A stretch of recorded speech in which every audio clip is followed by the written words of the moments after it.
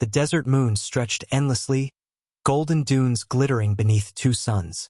For most travelers, this wasteland was a death sentence. But for Jace Harlan, it was just another stop on his long, wandering route. His battered repair skiff, the Wayfarer, rattled as he guided it over the dunes, following the faint distress beacon pinging from somewhere ahead. Distress calls were his specialty. Some salvagers ignored them, calling them traps or wasted effort, but Jace had never been able to let one pass. A lifetime fixing broken things. Machines, engines, sometimes even people, had carved that habit into him. He crested a dune and froze. There, half buried in the sand, sat a sleek silver vessel unlike anything he had ever seen. Its design was too elegant for human manufacture. Long arcs of polished alloy, wing-like fins etched with glowing runes, and engines humming faintly though cracked with damage. It looked alive in a way ships shouldn't. Beside the vessel stood two figures. At first, he thought they were reflections of each other. Both were tall, slender, with hair like molten silver spilling down their backs. Their eyes glimmered an otherworldly violet, and their movements were strangely in sync, as if one thought and the other responded without words. Twins. Alien twins. They turned as one when his skiff rolled closer. "Human," the first said, her voice melodic but edged with suspicion. "Looks like he came to answer," the second added, softer, curious. Jace raised his hands in peace. "Name's Jace Harlan. Got your beacon. Looks like you've had better days." The first twin stepped forward, chin lifted. "We don't need help from scavengers." The second touched her sister's arm gently. Sera, ouais. "If he repairs the drive, we can leave before the sun's set." She turned to Jace. "I am Lyra. This is my sister, Sarah." "Pleasure," Jace said with an easy smile. "Mind if I take a look?"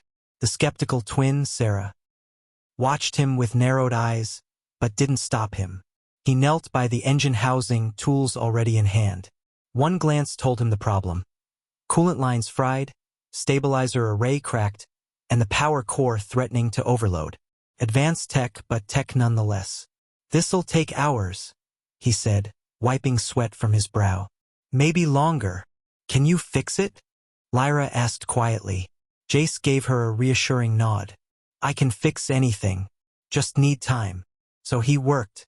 Hours passed under the twin suns. Metal sizzling hot to the touch, sand sticking to every surface.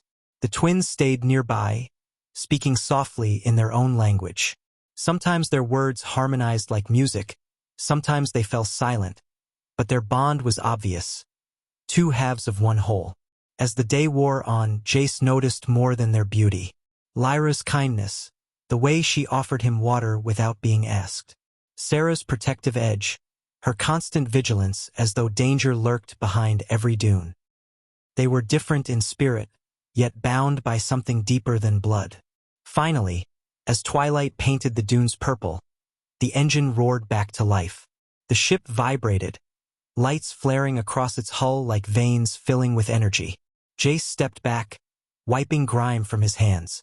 "There," he said, grinning. "She'll fly again." For the first time, Sarah's expression softened, her violet eyes flashing gratitude she didn't voice. Lyra, however, smiled openly, her relief radiant. "You've done more than we expected, human," she said warmly. "You've given us a chance." Sarah crossed her arms. "A chance to leave." Lyra hesitated, then looked at Jace. "Unless you would stay with us." Jace blinked at the invitation. Stay? He had expected gratitude, maybe a quick farewell, but not that. The twins stood before him, Lyra with her hopeful eyes, Sarah with her guarded frown. "Stay," Jace repeated. "You don't even know me." Lyra tilted her head, her silver hair glowing faintly in the dusk. "We know enough. You came when others ignored our call. You fixed what we could not. That says more than you think." Sarah stepped forward sharply. "Don't mistake my sister's kindness for weakness. We don't know your intentions, human. Why would a drifter help strangers for nothing?" Jace smirked faintly, though there was no humor in it. "Because broken things bother me. That ship was dying. And you two looked like you'd follow it down if I didn't do something. For a long moment, Sarah studied him as though weighing his soul. Then she turned away with a huff. Lyra, we should leave. The stars won't wait. But Lyra's gaze lingered on Jace. And yet, neither should we.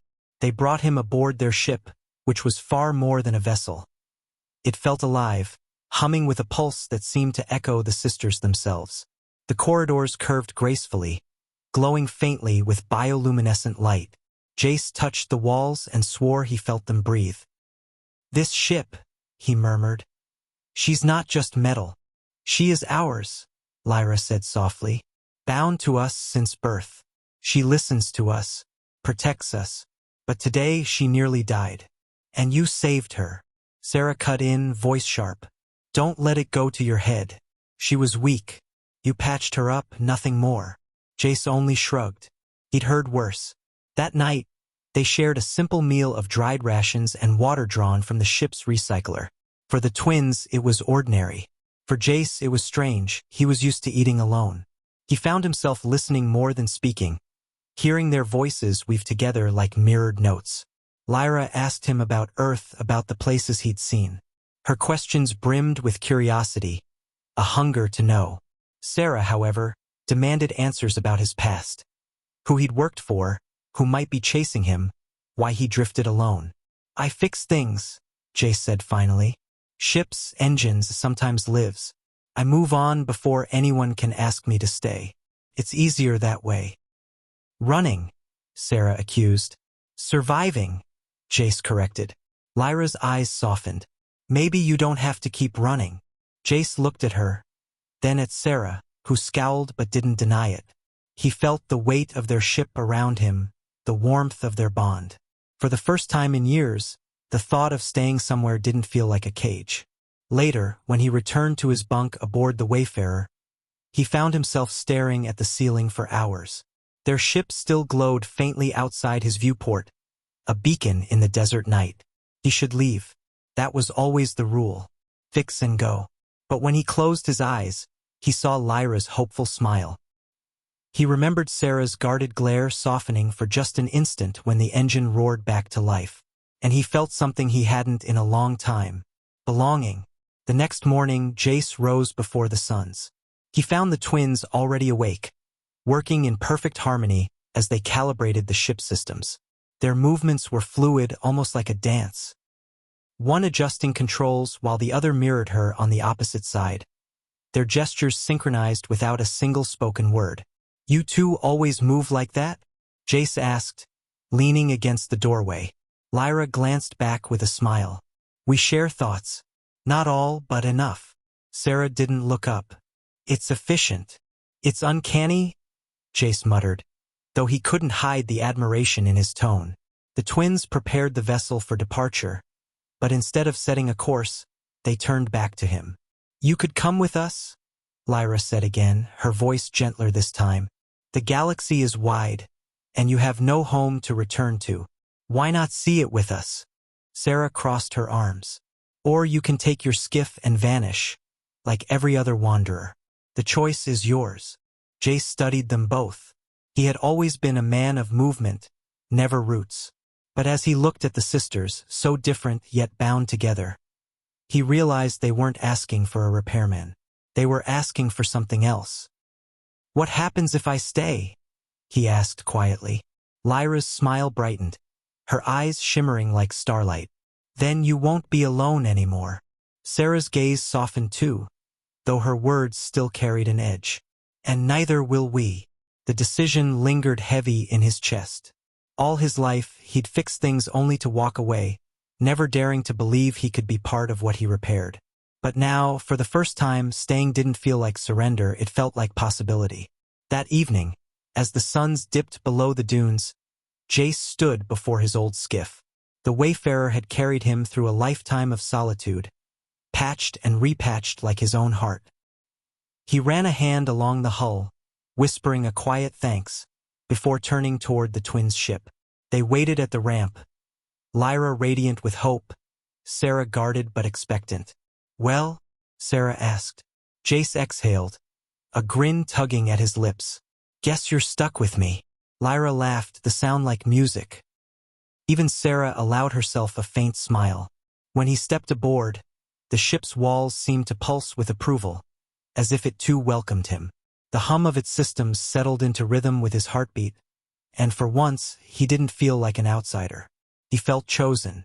That night, the three of them sat together in the observation chamber. Stars spilled endlessly across the black, 1,000 destinations waiting.